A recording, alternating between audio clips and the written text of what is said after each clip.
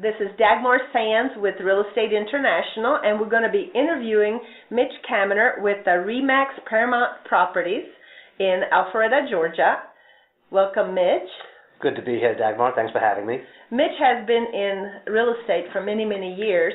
So tell us a little bit about your company and what do you do? I've been in real estate I've been selling real estate since 94, 95 time frame. Worked for Delta Airlines, got furloughed back in 94. Good friend of mine, Harvard grad, said, Mitch, if you do anything in your life, get into sales because you'd be great at it. I'm like, well, what the heck can I sell? Houses, right? So here I am, Jewish kid from New York City, never had real estate in my life. Parents rented an apartment in New York City our whole lives, 3-bedroom, 1-bath apartment. Coming down to Atlanta, selling houses to Southerners. Go figure. My first year in real estate, I closed 28 houses. So I was doing something right. I knew I was onto something. So a year later, Delta called me back to go back to work, and I said, I don't think so. So I gave up the aviation career, and I continued on my real estate career, and I haven't looked back since. It's been phenomenal. It's been a great ride. There's been upticks, there've been downticks. But I've learned a long time ago that if you have enough in the funnel, things are going to always fall out. You're always going to have fallout. But as long as you have in the pipeline, so as long as you have enough in the pipeline, you'll always get paid that month or that week, and you don't care where it comes from, which area it comes from in your business, as long as it keeps coming. So one month it'll come from the left side, and one month it'll come from the right side, or a combination of both. About 17 years ago, my next door neighbor worked for Coca-Cola, and he got transferred to Singapore. Coca-Cola used a third-party management company to manage their properties here in Atlanta. So this third-party company was managing the property. My neighbor, 3 months later, he calls me or emails me. I can't remember if I had email back then. And yeah, I think we did.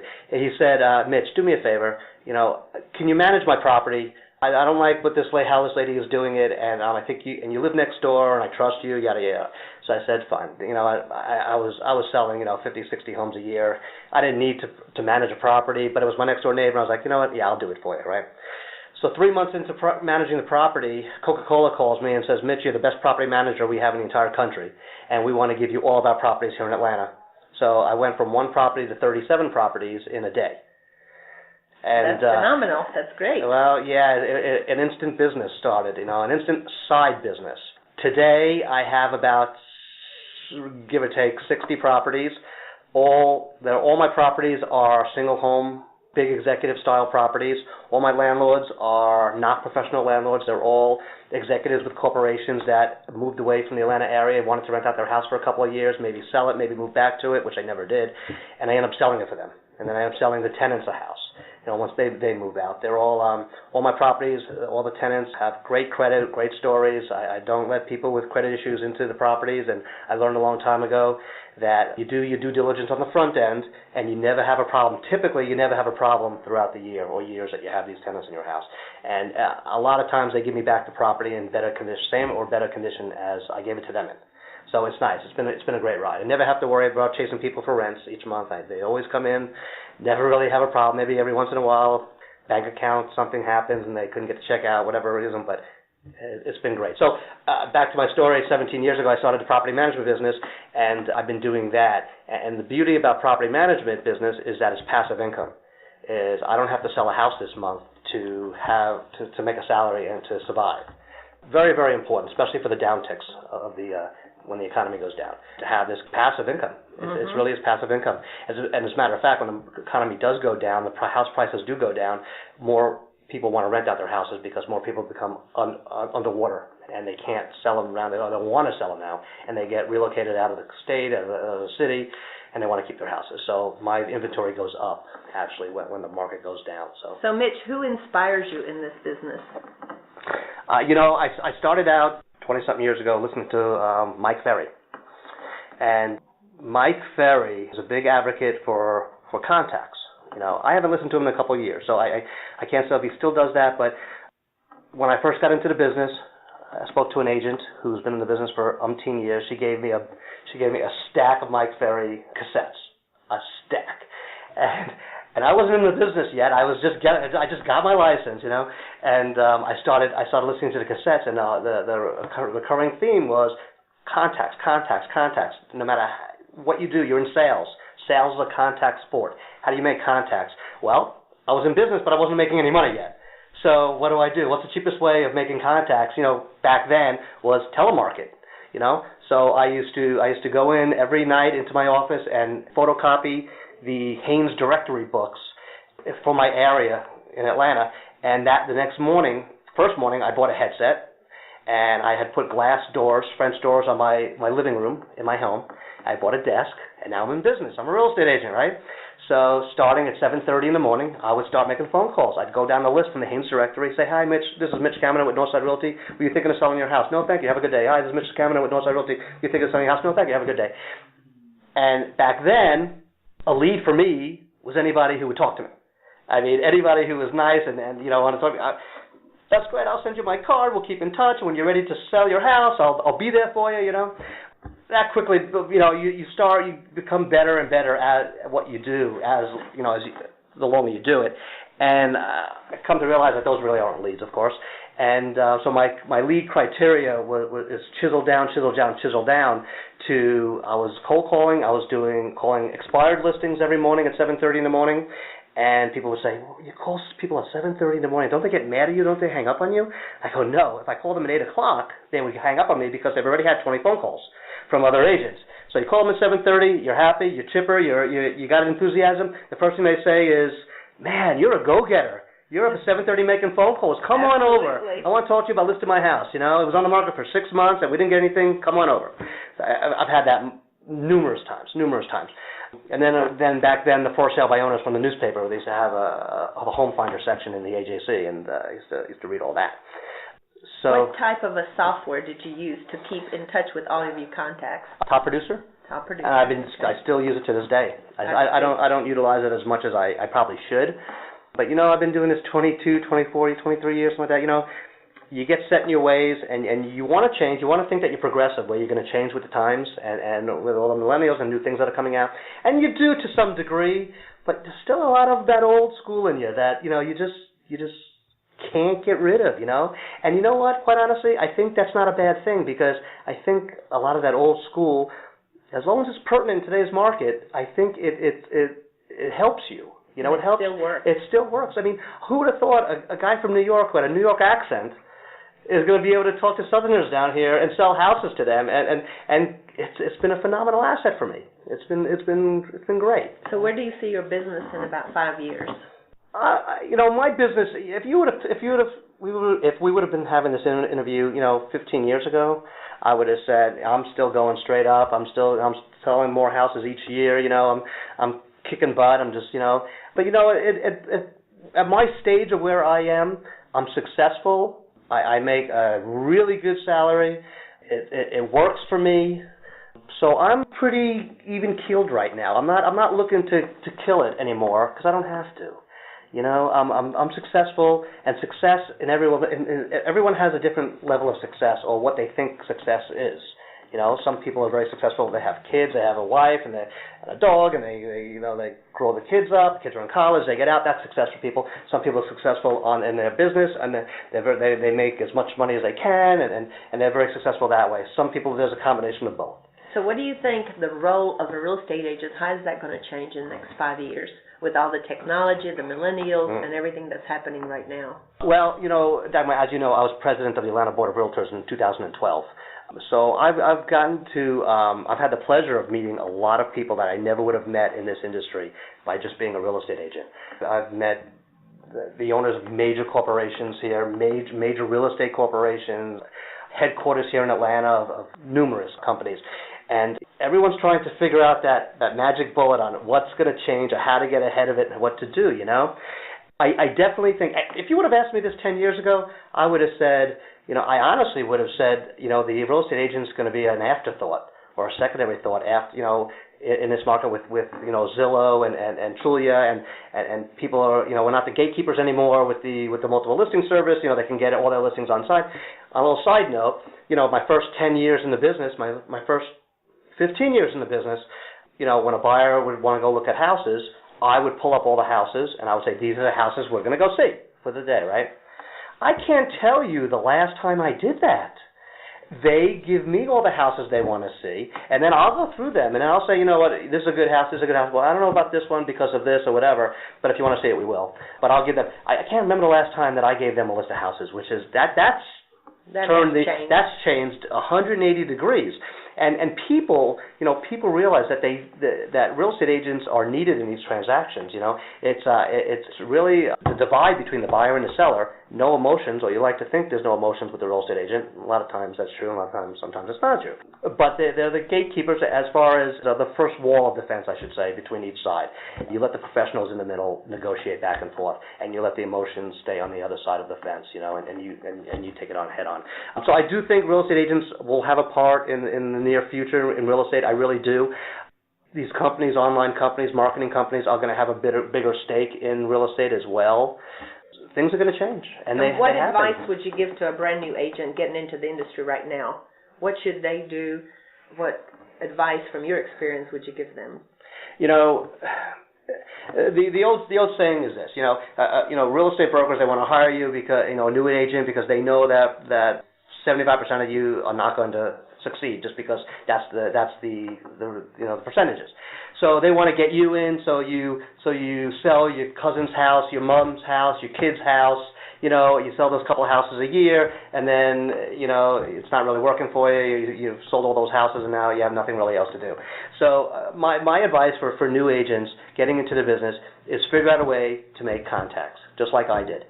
The more contacts you make, funny story, when I first got into business, my first year in the business, went to a party, a housewarming party for some friends of mine. I didn't sell them the house because I wasn't in real estate at the time, but I just got into real estate, went to the housewarming party, and, we're all in our mid-20s, at the time, and I was talking to these two separate couples.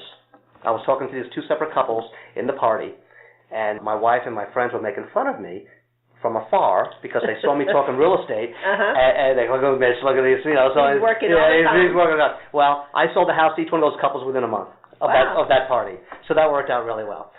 Contacts, okay. Another way of contacts is, I told you I was furloughed with Delta back in '93 when they had their first furloughs ever, I think, in the history of the airlines. And I was one of the last ones hired, so I was one of the first ones to go. Well, they told me not to come back to work for, come back in 2 months and we'll out-process you, but we'll pay you for the next 2 months. Great, all right? So, again, get into, a good friend of mine said, Mitch, do you do anything in your life? Get into sales because you'd be great at it. Well, what am I going to sell? Houses. I goes, okay, so I go to real estate school. Get out of real estate school, join a local real estate company here in Atlanta, and I go to out-process at Delta. And it's a big line of people, 700 people long, in a hangar, out processing. They're all getting laid off. And I'm sitting, I'm going, All of them were prospects. I took a pad and a pen, and I went through each one of them. I said, are you going to sell your house? Are you going to sell your house? Are you going to sell your house? And I went through the whole line, and I got 4 pages of names and numbers of people that might be selling their house. Okay, so out of those 4 pages, I ended up selling 1 house. I think it was like a $126,000 house I sold out of 4 pages. But that was a valuable lesson to me. That taught me that you need a lot in your pipeline in order to make sales, because things are going to fall out, and it just happens. Absolutely. So you always have to have that extra. But you went that extra mile, and you became that purple snowflake. Most agents would not be willing to do that, and you took. I thought out of my box which at the time was very rare for me, because I really didn't think out of my box. But that was a great accomplishment. I was very proud of myself. So what keeps you motivated even on a down day? What keeps me motivated on a down day? You know what? I don't need to be motivated, because this is a business. I mean, do you need to be motivated when you go into, if you work in a corporation and you work behind a desk? I'm going to be motivated today and do double the amount of work. No, I mean, it's my business. This is what I do. You treat it as a business. I treat it as a business. I'm up at 7 o'clock in the morning. I'm in my office at 7:30. I mean, people know that if they want to call me to leave me a message, they're going to call me before 7 o'clock, because I'm going to answer the phone after that. Mm-hmm. It's just what I do. I'm not a procrastinator. I will answer the phone. If you call me, I'm going to answer it. I'm not going to put your voicemail, because I'm going to have to deal with you later. Right. So, and I hate having a whole list of people that I have to call back and deal later on. So I just take care of it at the moment, and that way it works out well for me. So in your opinion, what makes you stand out against the other agents? Do you see these looks? Come on. I'm kidding. He's very good looking, by the way. I'm kidding. What makes me stand out than other agents? Discipline? Well, there's a couple of things. I'm a firm believer in you have to walk the walk and talk the talk. You really have to believe in what you say, and you have to come across as you believe in what you say, and you have to, and you want people to like you, and you want people to admire you. Just by how you handle yourself, and what you do. And I think I have a gift. I can talk. I put it to good use. I don't BS people. I tell them what I think. The New Yorker in me. People appreciate that. I can have a conversation with just about anybody. I know enough about everything, a little bit about everything, to have a conversation to anybody. And I think that's a big quality trait. Discipline is huge. You can't go into this business and think you're going to do it, first of all, part-time. Okay, you're not going to be doing yourself justice. You're not going to be doing your clients any justice at all, because you're not going to know what the latest and greatest. You're not going to know the laws. You're not going to be good at just like a LASIK eye surgeon. Would you want to go to a guy who does it 3 times a month or a guy that does 1,000 times a month? I'll take the 1,000 times a month guy. Chances are he'll do it right. And what's the most favorite thing in the whole wide world that you like to do? On your day off, or just what do you love? Well, I have a couple of hobbies that I do. I fly. I'm a pilot, so I fly privately. That's a great head clearer. I turn my phone off an hour before I fly, every time I take off, because I don't want to have to deal with anything in the inside of my head other than flying and focusing on flying. So I fly as much as I can.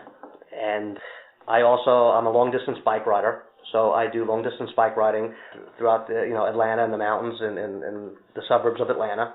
I've been doing that for many, many years. I'm an avid tennis player. Not great at it, but I play tennis. I've been, seen out there.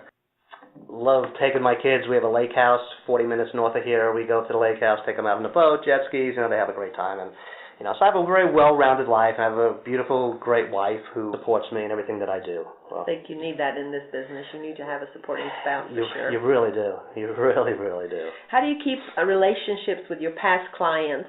Well, it's changed over the years. People would still say to call, just to say, hey, how's it going, things like that. I find the past clients, as much as they liked you when you sold them the house, I think they appreciate emails better.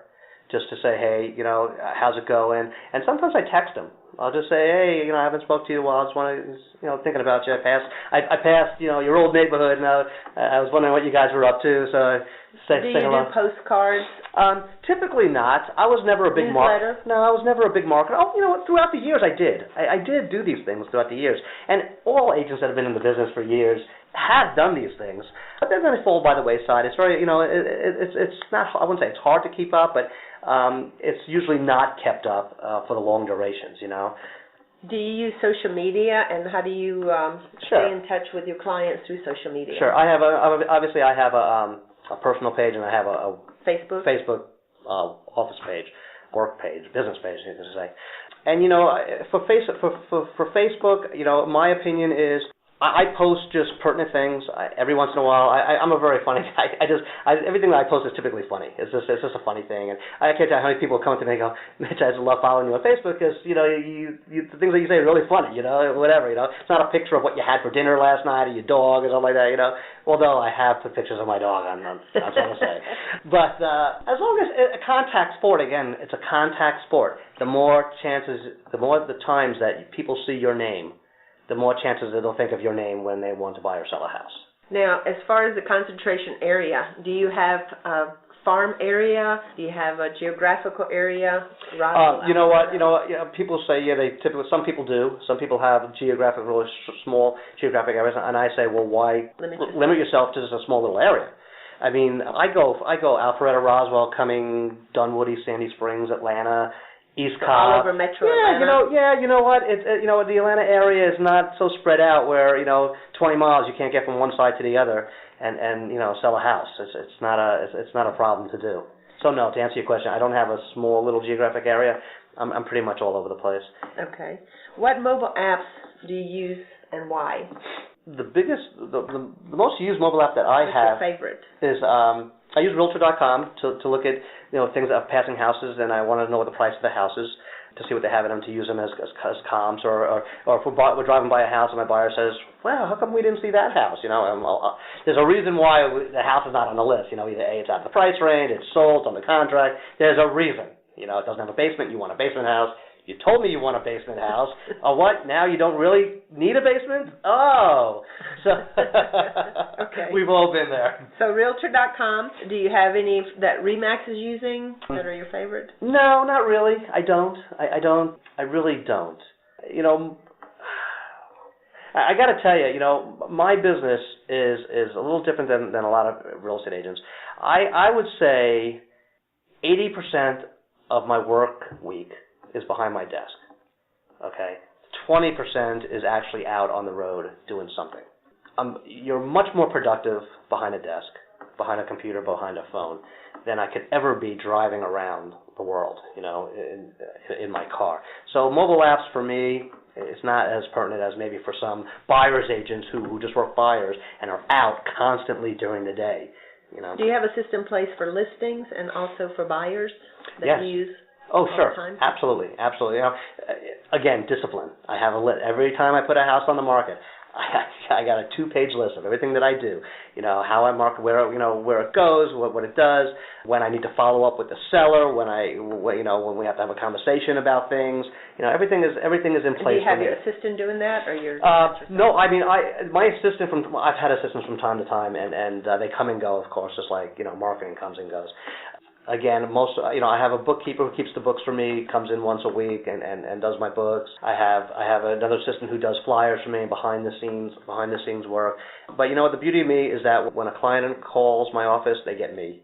They don't get somebody else. They talk to me. Mm-hmm. And do you follow up with feedback from every showing? Every showing gets an email. How often do you stay in touch with your sellers?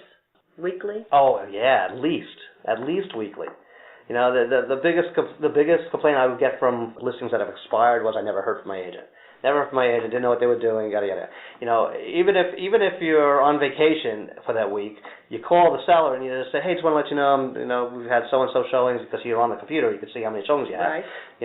And just to keep in touch with them, and they love that. They really do, and it means a lot. Besides Mike Ferry, do you use a coach? Have you ever had a coach? No. It was a Mike Ferry coach years and years and years ago. Yeah, they would keep you on task, and they make you they would held you would be held accountable for numbers and calls and leads and appointments, and yeah, that was pretty intense. That was way back when. That was before I had the gray hair. Yeah. So what do you think about a team? I know that a lot of real estate agents today, especially the millennials, are building teams. Sure. Yeah. What do you think the pros and cons are of having a team? Well, obviously the biggest con is you don't get to keep all your own money. All the money, at the end of the day, for me, I don't care if you make $3 million a year. If you spend $3 million a year, what are you going to have at the end of the year? You live nice, or you may not have lived nicely, and you just paid everybody out. You paid for marketing, you paid for all kinds of stuff, but you made $3 million, so you could count, I made $3 million this year, or whatever. I'm more of the make $500,000 a year, keep $400,000 of it, and have a better life. So to answer your question about teams, I've never had a team, a large team. I see some people it works well for them, and I think maybe sometimes it's more of an ego thing than it is an actual monetary thing for them. I don't know. I don't know, but I can't answer that. But it's not for you. It's not for me. No. What's the funniest story or most bizarre or interesting transactions you've ever done in your career that still sticks in your mind today? Well, two funny stories. I'll tell you. One funny story. It wasn't really a transaction, but it was when I first got into real estate. I told you my first day I bought a headset, and I used to make phone calls. I put glass doors in my living room, and I would go down. I'd make hundreds of phone calls a morning. Hundreds of phone calls. Hi, Mitch Kaminar. Hi, Mitch Kaminar. Back. Well, fast forward 10 years. Down 10 years later, I'm at a RE/MAX convention in Las Vegas, and I'm walking down the corridor or the hallway, and this short, heavy Hispanic woman stops. She goes, Mitch Kaminer? I'm like, yes. Yeah. And I had no idea who she was. She goes, hi, I'm so-and-so. I'm like, I still don't know who you are.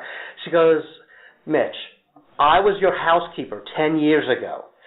You made phone calls every morning. You inspired me so much that you got me into real estate. I was like, wow. Made a difference in somebody's life. I made a difference in somebody's life. So it was that was great. That was a real aha moment for me. What's the other story? Another funny story was I was selling a house. House was probably 20-something years old. House sat on an acre of land. An elderly lady was selling the house, and I was a listing agent. And on the seller's disclosure statement, she had put that she's on septic tank, right? Well, there was no reason for me to question she's on septic tank. It was, why not, Get a buyer. Buyer gets an inspection. The inspector, I can't remember exactly how it went, but the inspector said that, no, it's on sewer. And we're like, no, it wasn't on sewer. We had to clarify it. One way or the other, we had to figure out if we're on sewer or not. And I was a brand new agent. This was really, really young in my career.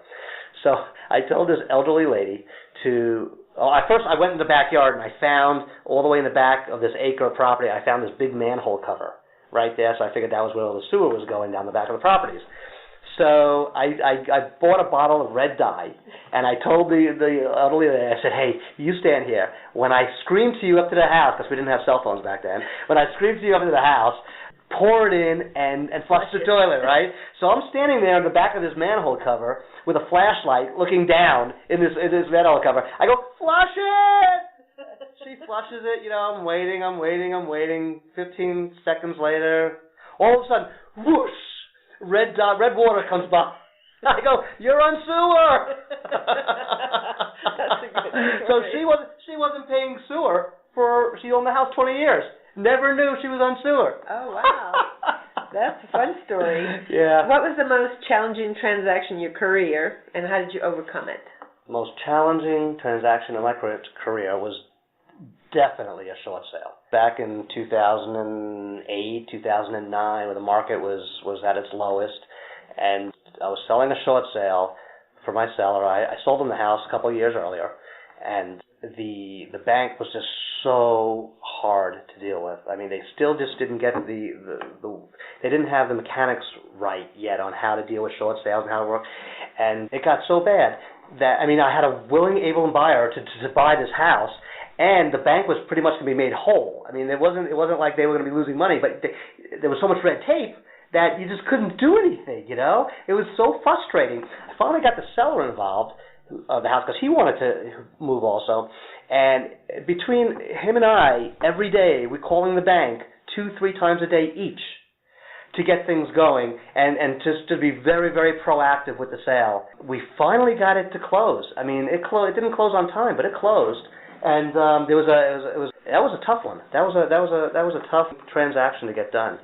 But I was very proud after we took care of that. It was really, yeah. So that was. You know what? I probably could think of some more hard ones over the years that I've had. I just, off the top of my head, that one comes to mind though. That was bad years. Well, I know that all of this information you're sharing with the people that are hearing the stories, it's going to be very helpful for new agents to listen to it and old agents to maybe revisit what they're doing and how they're doing business. And so I appreciate you sharing your thoughts and everything that you've done in your career. And I know you're very successful, and we're really honored to have you on this interview and part of our book. So thank you very much for allowing us to interview you today. Well, Dagmar, you're a pleasure. I've known you for many, many years, and when you told me you were writing a book, that was like great. I was like, and you asked me to be in it, and I couldn't say no because you're a great lady, and I appreciate what you do for the industry, and love to have a legacy.